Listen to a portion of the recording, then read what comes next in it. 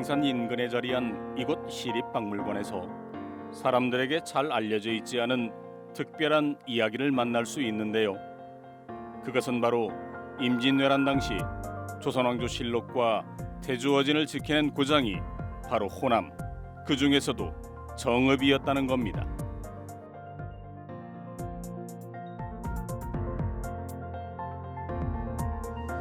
임진년과 이듬해인 계사년에 쓰여진 기록물이 제 옆에 있는 임계기사입니다.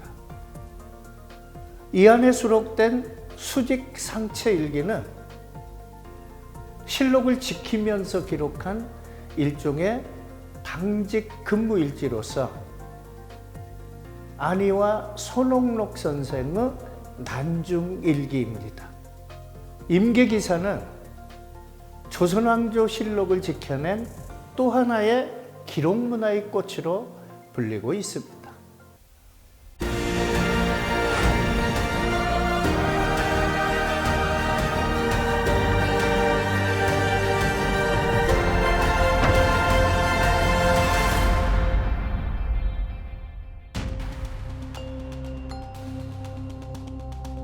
우리나라 국보이자 세계 기록유산인 조선왕조실록.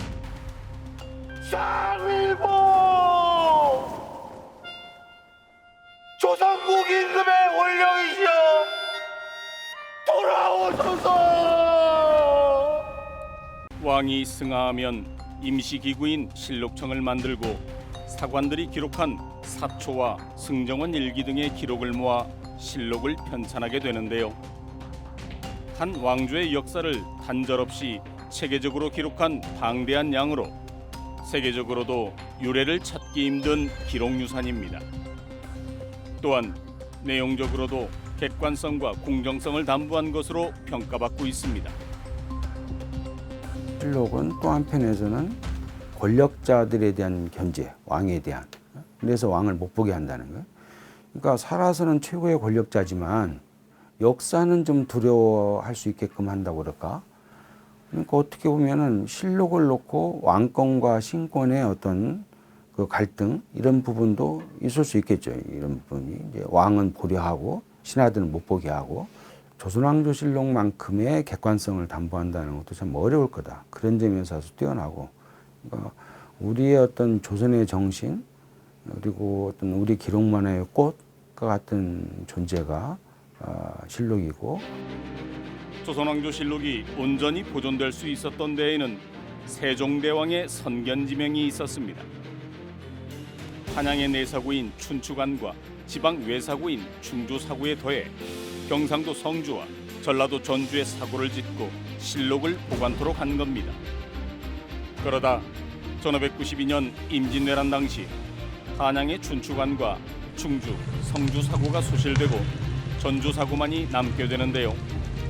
실록을 안전한 곳으로 옮겨야만 하는 절체절명의 순간, 정읍 태인의 선비 안희와 손옥록은 한 걸음의 전주로 달려와 60여 궤짝에 달하는 짐을 싣고 내장산 깊은 곳을 향하게 되지요. 그리고 이곳에서 무려 370일 동안 머물며 조선의 역사를 지켜냈던 겁니다.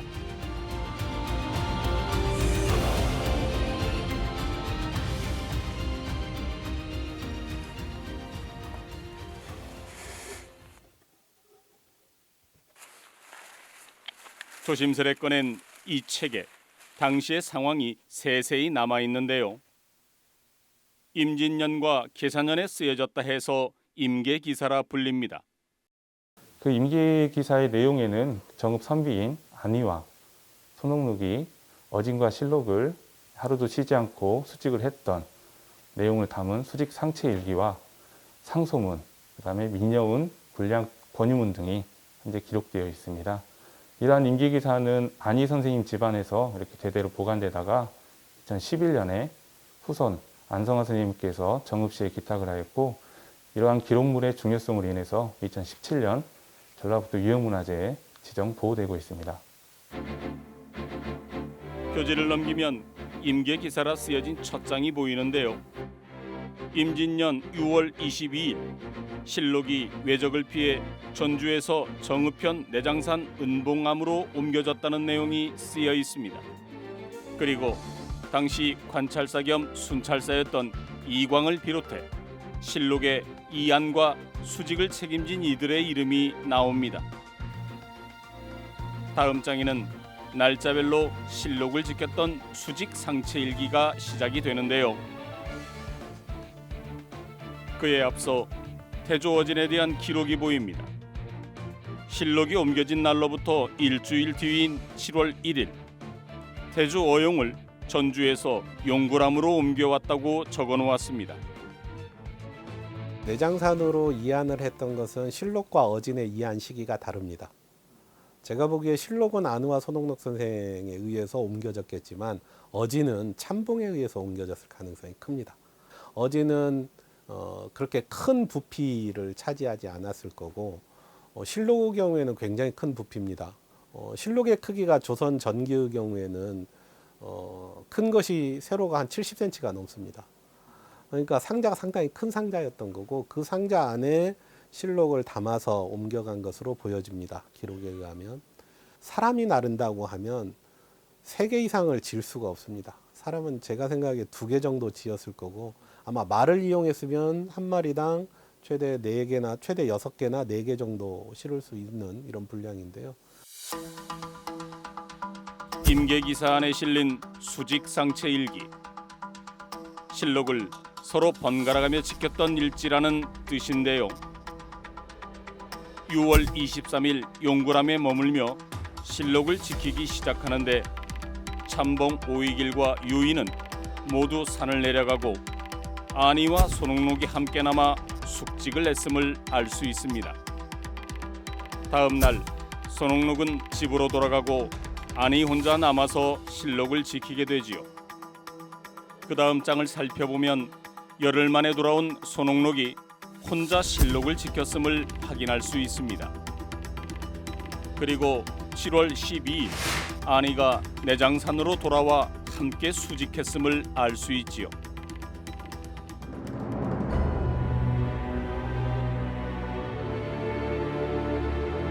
이해부터 산세가 험준하기로 이름 높았던 내장산. 나무 막대를 세워 경계를 표시한 이곳이 임계기사에 언급된 용구람 터입니다. 깎아지는 듯한 절벽에 우뚝 자리했을 암자에서 언제 들이닥칠지 모를 외적의 침입에 노심초사하며 밤낮을 지새웠을 겁니다. 용구람에서 바라볼 수는 있지만 가히 쉽게 오를 수는 없는 곳, 바로 은저감인데요. 임계기사에 따르면 1592년 6월 22일 전주에서 옮겨온 실록을 요새와 같은 이곳 암자에 보관하게 되는데요. 몇백 년의 세월이 흘렀지만 여전히 여간에선 다가가기 힘든 곳입니다. 사람들은 보다 더 험준하고 발길이 닿기 어려운 곳을 찾아 조선왕조 실록의 이안을 결정하게 되는데요. 은저감에 있던 실록은 7월 14일 비례암으로 보금자리를 옮기게 됩니다. 마찬가지로 용구람에 모셔졌던 태조 어진도 9월 28일 비례암으로 향합니다. 그 비례암이 어디에 있다, 어디에 있는 암자다라고 하는 것은 없거든요. 험준한 비례암으로 옮겼다라고 하는 이제 그 정도거든요. 그래서 그 다천 스님께서 구전으로 내려오던 내장사에 비례암이 어디에 있었는지 그 스님들 사이에서 이제 구전되어 내려온 그러한 것들이 충분히 있을 수 있지 않겠습니까? 근데 그 다천 스님의 말씀으로는 이곳이 비례암이었다라고 이렇게 그 비정했던 곳이 저희가 발굴을 하게 된 그 비례암지입니다. 임진왜란 당시 내장산에는 내장사를 비롯한 크고 작은 암자들이 있었습니다. 용구람과 은저감, 비례암은 모두 사람들의 발길이 닿기 어렵다는 공통점이 있었지요. 그 가운데 가장 험준한 곳에 자리했던 비례암은 까치봉이라 불리는 산봉우리를 향해 계곡길을 따라 올라가면 있었다는데 왕래하는 사람이 없다 보니 길도 없어 이렇게 하늘에서만 그 터로 짐작되는 곳을 바라볼 수밖에 없었습니다.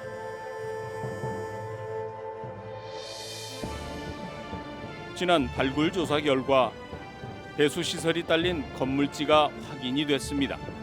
그리고 땅속에 묻혀 있던 기와류와 자기류 등을 통해 조선시대 중기에 암자가 있었음을 추정할 수도 있었지요.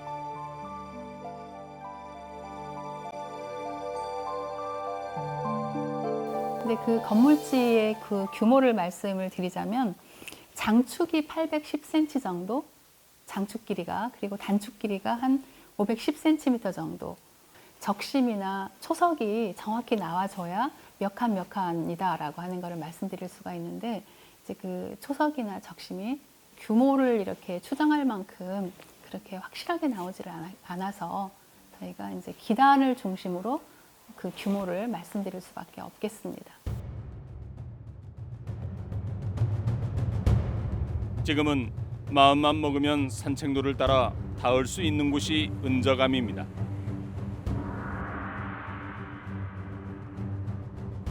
하지만 여전히 세상 사람들의 발길을 쉽사리 받아들이지 않는 비례함은 이렇게 하늘에서만 바라보며 아쉬움을 달랠 수밖에 없는 역사의 현장입니다. 수직 상체 일기를 찬찬히 살펴보면 수직 책임자였던 참봉 오이길의 이름도 보입니다. 10월 16일 내장산으로 돌아와 용구람에 머물다 28일 전주로 돌아갔음을 알 수 있지요.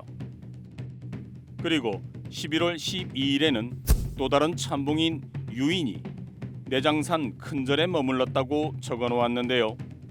그 절은 당시 내장사를 뜻하는 것으로 추정해 볼 수 있습니다.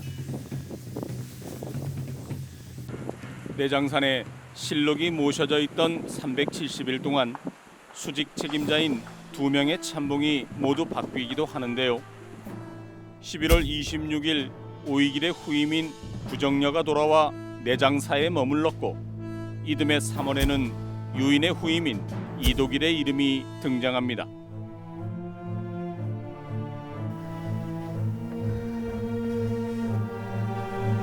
젊은이들에게도 힘들었을 절벽을 오르내리며 실록 곁을 지켰던 노년의 선비들. 손옥록은 1592년 임진년 12월 21일부터 그 이듬해인 정월 12일까지, 그 뒤에 임무를 교대한 안인은 정월 14일부터 3월 1일까지 무려 한 달 반가량을 수직을 합니다.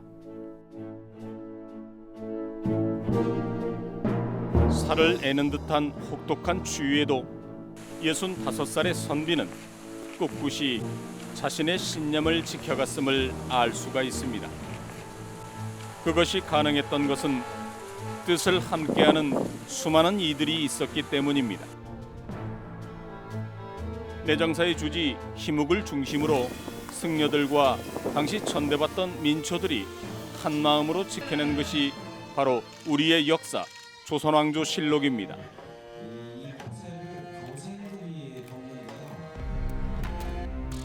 당시의 기록 가운데 하나인 호남절이록에서 그런 내용을 찾아볼 수 있습니다.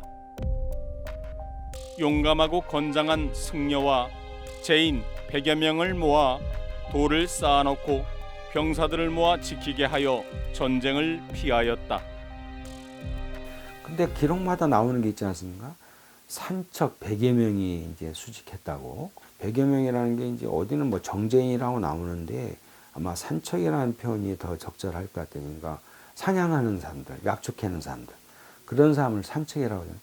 실제로 현장에서 수직하고 그 일을 했던 사람 이 100명 아니겠어요, 이렇게. 우리는 이제 그걸 주도했던 그 리더했던 그 세 사람만을 이제 많이 얘기하는데, 그 전란 중에서도 그런 역할을 해냈던 그 사람들을 우리가 꼭 기억할 필요가 있다. 그래서 앞으로는 좀 그 사람들에게도 같이 해줬으면 좋겠다. 예. 전주 사구에 있던 조선왕조실록을 내장산으로 옮기고 1년여가 지난 1593년 7월 9일 외적의 기세에 눌린 선조의 명에 따라 실록과 태주어진은 다시 내장산을 떠나 강화도를 향하게 되는데요. 이런 내용 역시 수직 상체일기에 빠짐없이 기록돼 있습니다.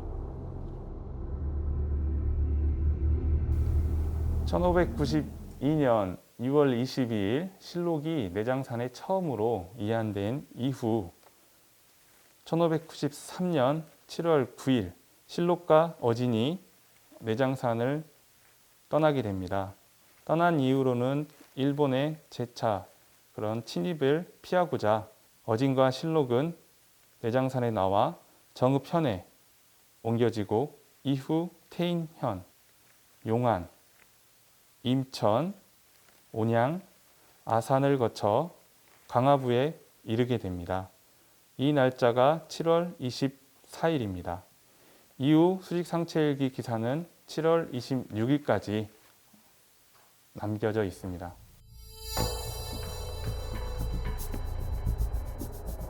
내장산에 모셔져 있던 실록을 선조가 있던 의주 행제소까지 옮기는 일에 동참했던 안희와 손옥록. 그 기록이 임계기사 안에 남아 있습니다. 충청도 검찰사였던 이조판서 이산보가 승정원에 올린 보고서가 바로 그겁니다. 대인에 거주하는 선비 안희와 손옥록은 평소 집안에서 좋은 행실이 있던 자들로 변란이 일어나는 초기부터 내장산에 어진을 모셨는데 정성을 다해 부지런히 수직하면서 시종토록 열심이었습니다. 지금 또 자비로 먹을 것과 말을 준비하여 천리길을 호종하며 함께 행제수에 도착했습니다. 그들의 충의가 가상합니다. 나중에 조선 후기에 전쟁이 다 끝나고 실록을 다시 제작을 하려고 할 때 보면 실록의 보존 상태가 완벽하다고 그럽니다. 그러니까 1년이 넘는 기간 동안 실록을 전주에서부터 내장산을 거쳐서 해주까지 갔는데도 불구하고 실록의 상태가 굉장히 좋았다는 겁니다. 이 이야기는 그 기간에는 장마철이라고 하는 기간, 우기를 거쳤음에도 불구하고 실록은 굉장히 좋은 상태로 피난되고 있었다는 거죠. 그것은 보존 환경을 굉장히 잘 유지하면서 실록이 옮겨졌다는 것을 의미합니다.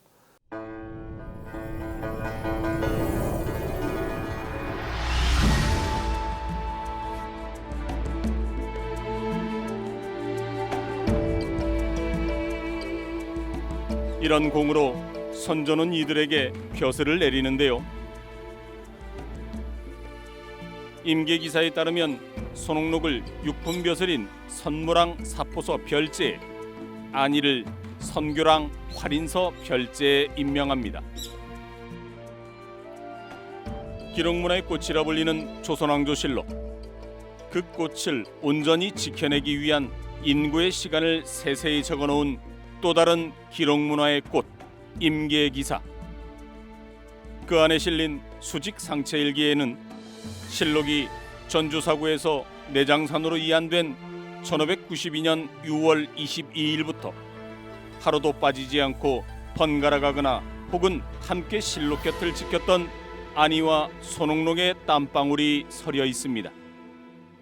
날짜별로 중요한 일들을 상세히 적어놓은 덕에 후대의 우리들은 조선왕조실록과 태조어진이 어떤 과정을 통해서 오늘에 이르게 됐는지를 알 수 있는 거지요.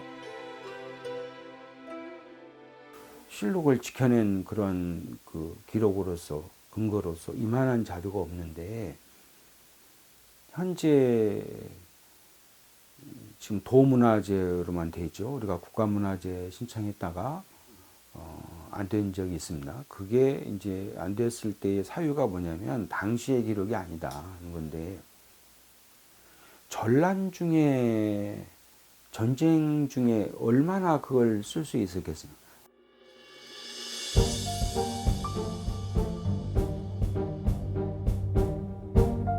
임진왜란 당시 태조어진과 조선왕조실록의 피난 과정이 남아있는 기록은 호남 각 지역의 인물을 정리해놓은 호남지를 비롯해 호남절이록 등이 있습니다.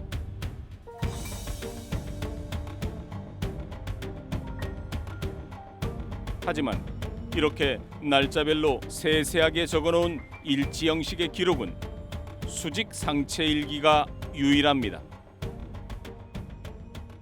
전란 중에 이제 메모라든지 이렇게 해놓은 것을 전란이 끝나고 나서 정설을 하지 않았겠어요. 아니, 선조실록도 지금 기록이 제대로 없어서 미암일기나 이런 자료들을 토대로 썼다는데 그때의 임진왜란 때 썼던 기록을 찾는다는 것은 지극히 힘든 거죠. 이것은 비록 후대에 정설을 했지만 그런다 해도 실록을 지켜낸 그런 엄청난 기록이기 때문에 앞으로 이제 국가문화재로 다시 우리가 노력을 해서 좀 승격시키는 그것이 우리의 과제일 거고, 나는 충분히 그 가치를 가지고 있다. 그것은 그런 이제 의미 부여를 수익상체 일기에 이렇게 할 수 있는 거고. 임계기사에는 수직 상체 일기와 더불어 안희와 손옥록이 나라를 걱정하며 선조에게 올린 상소문이 수록돼 있습니다. 거기에 더해 1593년 계사년 9월 의곡 도유사가 되어 쌀과 목화 등을 모아 선조가 머물던 의주 행제소와 의병장들에게 보낸 기록도 남아있지요. 이를 통해 두 선비의 면면을 살펴볼 수도 있습니다.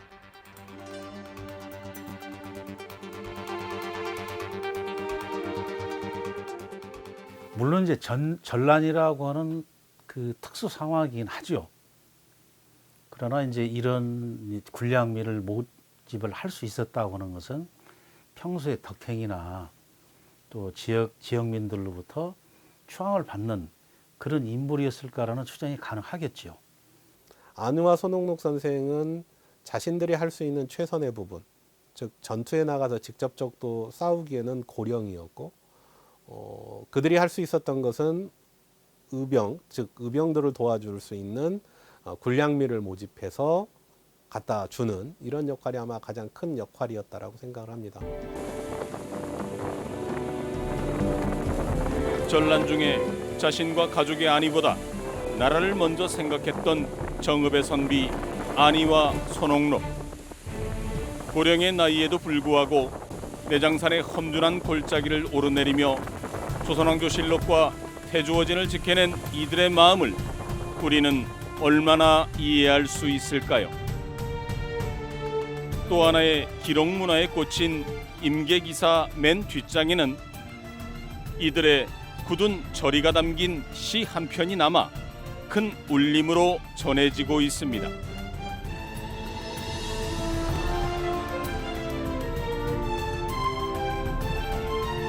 자력으로 조선왕조실록을 지켜낸 그 역사적인 사실과 가치에 대해서 다음 세대에게 물려주기 위한 숭고한 노력들이 진행되고 있습니다. 작게는 그 지켜냈던 그 암자들을 보존하고 또 그분들이 거기에 왔을 때 이곳이 역사적으로 어떤 가치를 갖고 있고 얼마나 귀중한 것인지를 깨닫게 하는 일이고, 전주 사고에서 정읍 내장산까지 옮겨오는 이안 행사도 지금 2년째 이렇게 진행하고 있습니다. 거기에 덧붙여서 우리 학계가 또는 중앙정부가 이런 조선왕조실록을 지켜낸 정읍 사람들의 슬기와 용기, 이런 것들을 좀 기억하고 적극적인 노력이 뒷받침된다면 조선왕조실록의 보존 역사가 우리 국민들에게 아마 귀중한 교육의 현장과 또 교육의 가치로서 오랫동안 남게 되리라 기대해 봅니다.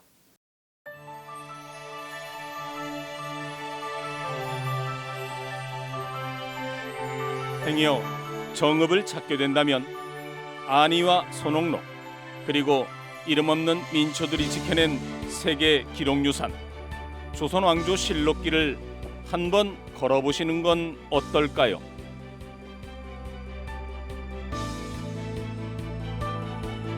임진왜란 당시 풍전등화였던 조선왕조실록.